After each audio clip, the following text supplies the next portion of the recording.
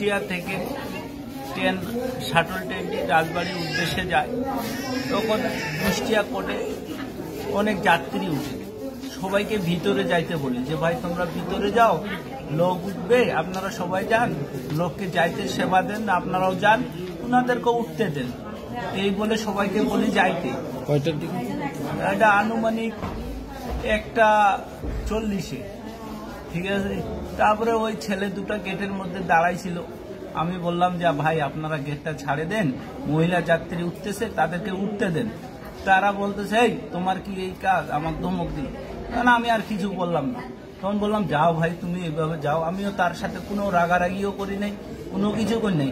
আমি এক যাত্রীর সাথে তো রাগারাগি করতে পারবো না, আমার তো এই দায়িত্ব না, তাকে ভালোভাবে বুঝানোর দায়িত্ব আমার।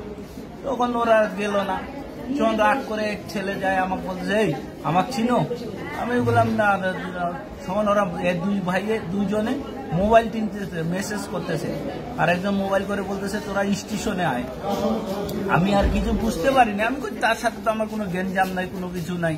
সে আমাকে তখন আমি মিডিলে দাঁড়াই আছি, খকসা স্টেশন যখন ট্রেন দাঁড়ায় তখন কিছু পোলাপান 17, 18, 20 জন 25 জনের মতো আসে, আমার খালি ডাকে জানালা দিয়ে, এই তো নামে আয়, তুই নামে আয়, অনেক গালাগালি করে। আমি বললাম যে ভাই আমার কি অপরাধ, আমি নামবো কেন? তখন বলতে নামি আয় নামি আয়, আমি কিন্তু নামি নেই। তারা 15-20 জন সবাই জানলায় এক এক করে উঠতে শুরু করলো। আমার ভিতরে ঢুকে বগির মধ্যে আমাকে এলো পাথারি কিল ঘুষি করা শুরু করলো। তখন আমি কিন্তু নিচে পড়ে যাই, দেখতেছি আবার মাথা তুলে দেখি এক ছেলে আমার এক ছুরি বাইর করে আমার এই পাশে মারে দিয়েছে। আমি বুঝতে পারলাম যে লাগছে, কিন্তু অতভাবে বুঝতে পারিনি। তখন আমার বই ছিল, আমার কোম্পানি, আমার বই ছিল, আমার টাকা পয়সা ছিল। একজন রাগ করে আমার ইউনিফর্মটা সব শার্টে খুলে নিয়ে ফিকে দিল। তখন যাত্রী অনেক ছিল, যাত্রীরাও আটকাআটকি করলো, যাত্রীরাও করলো। ছেলেরা সব রানিংয়ে নামে চলে গেছে, আবার জানালা দিয়ে কেউ না যায়, কেউ দরজা দিয়ে নামে চলে গেছে। বিগত 5-6 মাস আগে ওই খকসা প্ল্যাটফর্মে এই ঘটনাটাই ঘটছিল। এই টিকিট নিয়ে আমি টিকিট চাইতে গেলে আমরা যত স্টাফ আছি সবার সাথে গন্ডগোল করে বলে কিসের টিকিট কাটবো, টিকিট কিসের লাগে, ট্রেন আমাদের উপর দিয়ে যে আমরা কেন টিকিট কাটবো।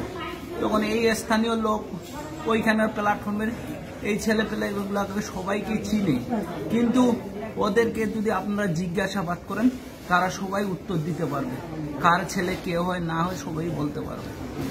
আপনারা সবাই আমাকে একটা শান্তি ওদের শাস্তি হোক, এই আমি দাবি আপনাদের কাছে এটাই করতেছি যে নেক্সট কোনো টিটি বা কোনো অ্যাটেন্ডেন্ট কারোর সাথে যদি এই বিহেভ না করতে পারে কোনো স্টেশনে, আমাদের এইটাই একটা দাবি, ছেলেমেয়েদের আইনের আওতায় আনেন, তাদের একটা শাস্তিমূলক শাস্তি দিয়ে দিন।